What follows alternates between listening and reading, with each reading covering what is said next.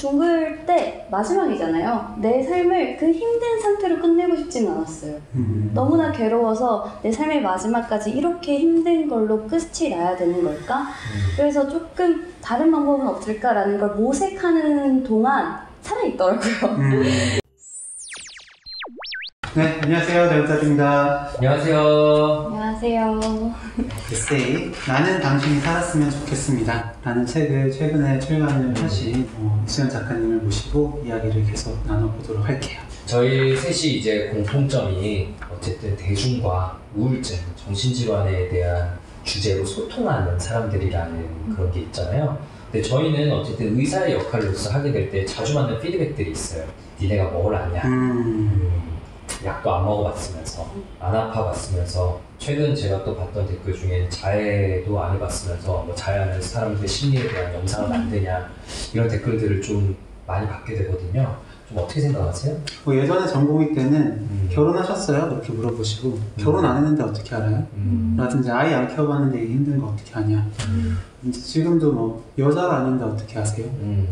경제적으로 돈 그렇게 잘 버는데 내 마음 어떻게 아냐? 이런 굉장히 다른데 나를 어떻게 이해할 수 있냐라는 질문들을 굉장히 많이 받습니다. 근데 말씀을 듣고 보면 사실 다 틀린 얘기는 아니에요. 제가 예전에 겪었던 어떤 힘든 부분을 앞에 계신 분이 이야기하시면 더 거기에 공감이 잘 되는 건 사실이거든요. 결국 경험한 만큼 그걸 더 잘 공감하고 느끼는 건 팩트입니다. 그래서 저는 가장 힘들 때가 언제냐면 내가 지금 삶이 이렇게 힘든데 근데 내가 왜 계속 살아야 되냐라는 말을 하실 때가 사실 제일 힘들거든요. 제가 뭔 얘기를 해도 사실 그분 마음에 안 가닿고 그렇죠. 그냥 개똥철학이에요. 그래서 저는 제가 말하기 힘들어서 되게 좀 어떻게 보면 약간 비겁한 방법일 수 있지만 책장에서 이렇게 책 하나 꺼내가지고 빌려드릴 때도 있고 이렇거든요. 저희가 지금 주저리 저희 입장에 좀 어려움에 대해서 얘기를 했는데 그럼 혹시 선생님과 이런 대화를 해보신 적은 있나요? 내가 왜 살아야 되냐? 많이 했죠. 네.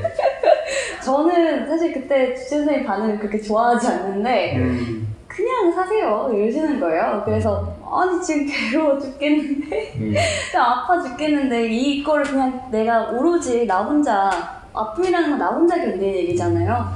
이거를 나 혼자 지금 견디고 있는데 그냥 살아야 된다는 거는 좀 저는 무책임하다는 생각까지도 했었어요. 그때는. 그래서 왜 그렇게 얘기를 할까라는 생각을 했고 그때 주치 선생님이 또 한 가지 얘기했던 게 시간이 지나면 변할 거예요 라고 얘기를 했었거든요. 근데 그때 저는 또 반항심에 저는 안 변할 건데요 이러고 이제 열심히 반항을 했지만 시간이 속절없이 저도 돌이켜보면 많이 변한 것 같아요. 그래서 저는 이제 변할 거다 말씀을 드려도 더 힘들어질 거다 라는 대답도 많이 하세요.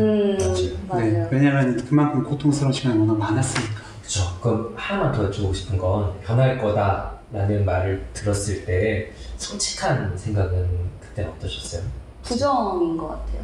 절대 안 변할 것 같고 절대 아무것도 달라지는 게 없을 것 같고 오히려 안 좋은 것들만 더 많을 것 같고 근데 돌이켜 생각해보면 더 안 좋았을 때도 있었던 것 같아요. 더 안 좋아질 때도 있었고 또 조금 나아질 때도 있었고 시간이 지나서 생각해보면 그냥 그러려니 하는데 그 당시에는 오히려 저는 되게 나를 이해 못하는구나 나를 공감을 못해주는구나 라고 좀 외로웠던 것 같아요. 그 얘기를 듣는 게. 그럼 그때 좀 듣고 싶었던 말이라든지 아니면 주치 선생님 말 중에 그래도 이것 좀 괜찮다 하는 게 있었을까요? 배워가야 될 것 같아요. 네. 그거는 생각이 나네요. 왜 살아야 하는지에 대해서 고민을 할 때 저는 사실 사람에 대한 관계성에 대해서 크게 느끼거나 이 사람 때문에 내가 살아야 돼 이런 것들을 좀 경계하는 편이거든요. 그래서 주치 선생님을 만날 때도 항상 그 마음의 젖으로 이렇게 거리감 같은 걸 좀 두려고 했었어요. 근데 그 주치 선생님이 저랑 얘기를 하다가 저와 선생님의 관계는 0.5인 것 같다. 왜냐면 1이 되기에는 우리는 너무 거리가 있고 그렇다고 0이라고 하기엔 서로 제가 얘기한 것들이 많으니 0.5 정도인 것 같다. 그러면은 제가 만약에 세상을 떠나면 선생님은 그저 0.5의 세상에 사라지는 거겠죠? 라고 이렇게 얘기를 했었어요. 많이 들으시겠죠? 근데 그때 주치 선생님이 했던 말 되게 인상적인 게 0.6 정도로 하죠. 라고 하시는 거예요. 그냥 1은 될 리가 없고 0까지는 아니지만 그래도 0.5보다는 0.6까지는 제가 조금 마음이 쓰일 것 같다. 이렇게 은근슬쩍 얘기를 하시는데 그때 되게 나를 그래도 생각하는 사람이 있구나 라는 면에서 좀 날 지지하는 그런 느낌이 들었던 것 같아요. 또 지금 영상을 보고 계실 와, 이렇게 힘든데 왜 살아야 되냐, 혹은 내 주변에 누가 이렇게까지 힘들어하는데 나는 그때 뭐라고 말해줘야 될까 라고 생각하시는 분들께 저희가 한번 각각의 생각하는 답을 좀 얘기해 볼까요? 답이 아니라 그냥 생각이겠죠? 그 왜 살아야 하나요? 라는 질문을 하실 때 저도 되게 막막해요. 왜 살아야 되는지 저 잘 모르겠거든요. 네, 그래서 잘 모르겠다라는 얘기를 먼저 드리고요. 네. 이렇게 고민하시는 건 어쨌든 그 아무리 노력을 해도 왜 살아야 되는지 그 의미를 찾지 못하시니까 이렇게 고민하시고 힘드신 거 아니냐. 이렇게 힘드실 때는 사실 어떤 거에서도 의미를 찾기 힘들기 때문에 생각을 해보실 수 있는데 어떤 뭐 정말 거창한 의미를 찾으려고는 안 하셨으면 좋겠다 이런 말씀을 좀 많이 드리는 편이고요. 저는 왜 살아야 되냐라는 생각에서 삶의 의미는 좀 경험에 있다고 저는 생각을 해요. 경험하는 그 자체에 저는 삶을 사는 그냥 이유, 의미가 있다고 생각하거든요. 근데 그 경험은 긍정적인 경험이든 부정적인 경험이든 다 그냥 의미가 있다고 생각을 하고 그래서 지금 사실 되게 고통스럽고 힘드시더라도 그 경험 자체가 의미가 될 수 있다. 네, 그런 생각을 하는데 사실 진료실에서 이렇게까지 얘기를 하진 않습니다. 뭐 정말 저 약간 좀 개떡처럼 같기도 하고 네, 이게 별로 와닿을 것 같지도 않거든요. 너무 마음이 힘드실 땐 안 와닿는다는 게 제일 문제인 것 같아요. 네. 맞아요. 그런 면에서 죽고 싶다는 감정이나 그 생각 자체를 일단 부정하지 않는 게 되게 중요하다고 생각을 합니다. 그 감정 자체, 그걸 느낀다는 건 어쨌든 사실이잖아요. 그렇죠. 그거 사실인데, 그거 너 틀렸어, 잘못된 거야 라고 하면은 그건 진짜 싸우자는 거고, 그렇게 느끼는 거는 그렇게 느끼니까 진짜 힘들겠구나, 나도 뭔 말해야 될지 모르겠다 쪽으로 사실은 말이 많이 이어지는 것 같습니다. 그래서 진짜 어떤 말 해도 안 와닿잖아요. 네. 근데 그래도 당사자로서 네. 이런 이런 말은 와닿을 것 같더라, 와닿았다, 선생님이 아니라 네. 주변 사람의 말이나 글이라도. 진짜 힘들 때는 와닿는 게 하나도 없잖아요. 그래서 아무리 주변에서 좋은 얘기를 해도 들리지가 않아서 그 당시에는 와닿지 않았지만 제가 오히려 얘기하는 입장으로서 독자분들이 이건 와닿았다라고 얘기했던 부분이 있었던 것 같아요. 그게 저는 처음에는 그 죽고 싶다라는 감정 속에서, 그러니까 너무 힘들다, 왜 살아야 될까라는 그 의미 속에서 힘들어할 때에는 죽을 때 마지막이잖아요. 내 삶을 그 힘든 상태로 끝내고 싶지는 않았어요. 너무나 괴로워서 내 삶의 마지막까지 이렇게 힘든 걸로 끝이 나야 되는 걸까? 그래서 조금 다른 방법은 없을까라는 걸 모색하는 동안 살아있더라고요. 그래서 그냥 어쩌다 보니 산 거예요. 정말 하루하루 죽을 생각하면서 살았거든요. 근데 죽을 생각하면서 그냥 하루하루 살다 보니까 지금 돌이켜보면은 책에 나오는 이야기 중에서 시가 하나 나와요. 이유 없이 피는 장미처럼 뭐 이런 얘기가 나오는데 사실 우리가 삶의 이유를 굉장히 찾아가잖아요. 그런데 사실 이유는 없어도 살아있을 수는 있거든요.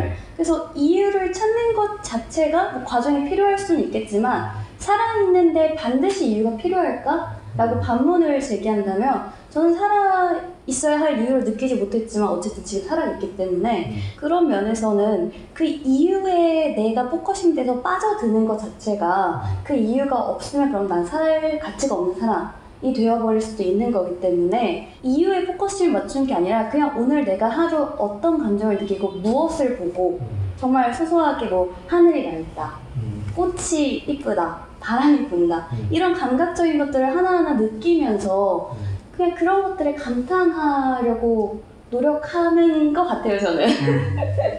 책에서도 그런 부분이 저는 되게 좋았고 그게 제 짧은 경험이기도 하지만 제가 진료실에서 만나는 분들 중에 결국은 그 삶의 정말 말 그대로 구렁텅이 같은 순간들을 잘 견뎌내온 분들이 공통적으로 말하셨던 부분인 것 같아요. 화분 새로 키우기 시작했는데 좋더라, 고양이가 나를 살렸다 같은 이야기들. 정신과 의사의 말이 나를 살렸다는 들은 적이 없는 것 같아요. 네, 정말 그런 작은 것들을 찾고 느끼는 것 자체가 사실은 저랑 규영이는 우리끼리 얘기를 했을 때 작가님의 능력인 것 같다. 그리고 그거에 대해서 좀 더 들려주셨으면 좋겠다는 생각이 들었거든요. 정말 내가 지금 너무 힘들어서 나는 그런 걸 찾을 여력이 없다, 못 느끼겠다라는 분들에게 시작 포인트처럼 해볼 수 있을 만한 것들은 뭐가 있을까요? 일단은 저는 첫 번째로 생각하는 건 감정이란 순간이라고 생각을 해요. 그러니까 우울한 감정이 비록 저는 수십 년간 지속이 되어 있지만 어쨌든 이건 좀 순간적인 거. 내가 조금 어떠한 행동을 하면은 감정이 좀 달라질 수 있다는 사실을 좀 인지하는 거. 그 인지를 하는 상태가 좋은데 사실 그 상태가 안 될 때가 많죠. 근데 그럴 때는 정말 숨만 쉬어요. 그냥 숨만 쉬면서 코로 들어가는 그 숨결 같은 걸 하나하나 느끼고 내뱉는 걸 느끼고 살아있다라는 거를 생각으로 느끼는 게 아니라 몸으로 느끼려고 하는 것 같아요. 감각적으로. 고양이를 쓰다듬는다던가 걷는다던가 누워있더라도 천장을 보면서 내가 이 패턴을 보는 거를 시각 정보로 뭔가 받아들이는 느낌? 이게 하나하나 느끼는 것 같은? 그러면은 비록 이 머릿속에서는 막 난리가 나고 그만해 이제 막 너무 힘들잖아 이렇게 얘기를 해도 이게 뭔가 분리가 돼서 그래도 내 몸은 지금 살아있고 나는 숨을 쉬고 있어 라고 거시적으로 바라보는 거죠. 이렇게 분리시켜서 그렇게 충동을 넘기고 나면 그때부터는 이제 나의 사고를 정리하기 시작하는 것 같아요. 내가 왜 죽고 싶었을까? 무엇이 힘든 걸까? 그 다음에 또 찾아보면 내가 어떻게 해야 될까? 좀 건설적으로 세워보려고 하는데 저도 안 될 때가 많습니다. 저도 그런 이제 너무 힘든 충동에 휩싸일 때는 그 감각들, 특히 오감 사용하시라고 그런 말씀 많이 드리거든요. 그래서 뭐 시각, 좋아하는 거, 청각, 후각, 미각, 촉각. 근데 이걸 또 그 당시에 너무 힘들 때 바로 하려면 힘드시니까 미리 좀 생각을 해두시라 그래요. 그래서 나는 힘들면 요거 좀 들어야지, 봐야지 라고 하시면 좀 도움이 된다고 하는데 실제로 당사자분께서 말씀해 주시니까 좀 더 와닿지 않으실까 싶습니다. 네. 아까 이제 주치 선생님께서 변할 거다 라는 말씀을 해주셨다고 했잖아요. 저 역시 그런 말씀을 드리면 안 변할 것 같다, 나빠질 것만 같다라는 얘기를 많이 듣습니다. 그럴 때 저는 어떻게 말씀을 드리냐면 저는 제가 당사자가 돼보지는 못했지만 제 직업상 가지는 장점이 나는 15살에 이수연도 받고 20살에 이수연도 받고 30살에 이수연도 받고 40살에 이수연도 받다. 당신과 비슷한 상황에 비슷한 마음을 가진 사람들을 여럿 봤고 그 중에 많은 사람들이 실제로 변하는 거를 봐왔기 때문에 이렇게 말할 수밖에 없다라고 말씀을 드리거든요. 그래서 분명히 우리가 너무 힘들 때는 그냥 아무것도 안 될 것 같고 이대로 끝날 것 같지만 그거는 분명히 내 느낌이고 그거를 옆에서 계속 봐온 저희들의 경험과 입장에서 보면 대부분의 고통들은 분명히 지나갑니다. 그래서 안 와닿더라도 지나갈 거다라고 말씀드릴 수밖에 없는 것 같아요. 저는 그 나를 어떻게 사랑하면 돼요 라고 그거 상담해 주신 부분 있잖아요. 네. 저는 그 부분 어쨌든 저 진료하는 거 같아서 두 분도 좀 재밌었거든요. 그거 보면 이제 그 학생이 와서 물어보잖아요. 네, 맞아요. 어떻게 말씀해 주셨죠? 친구가 만약에 친한 친구가 시험을 봤는데 성적이 안 좋게 나왔어요. 그러면은 그 친구한테 뭐라고 해주고 싶어요? 라고 했을 때 괜찮아, 잘 될 거야 이렇게 얘기를 해준다고 했는데 제가 그 질문을 듣자마자 그렇다면 본인이 열심히 했는데 성적을 못 받으면 본인한테 뭐라고 할 거예요? 라고 되물었더니 그 친구가 말을 못 하더라고요. 그래서 그 친구에게 해줄 수 있는 말을 스스로에게 하는 게 나를 사랑하는 일이에요 라고 제가 얘기를 했던 기억이 나네요. 저도 진료실에서 되게 많이 했는데 신기하게 본인에게는 못 그러시더라고요. 네. 맞아요. 그래 본인한테 해보시라고 해서 하면은 눈물 흘리시는 분들 되게 많아요. 나는 그동안 나에게 이런 말 못했구나. 그렇게 가보셨구나.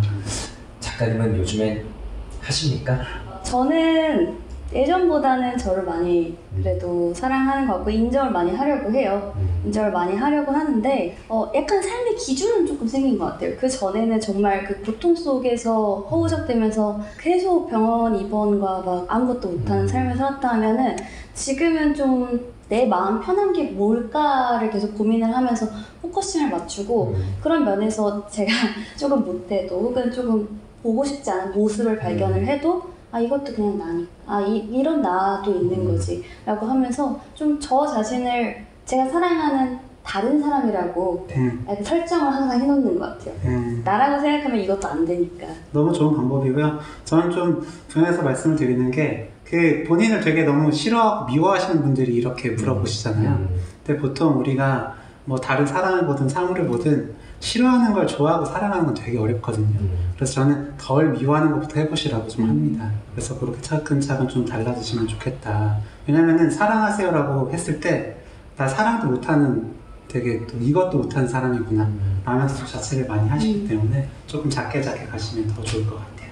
네, 이렇게 해서 오늘 저희 같이 이야기 나눠봤는데 좀 오늘 어떠셨는지. 일단 대화를 나눌 수 있다는 게 되게 즐거웠는데 사실 좀 저희 주치 선생님께 죄송했어요. 왜요?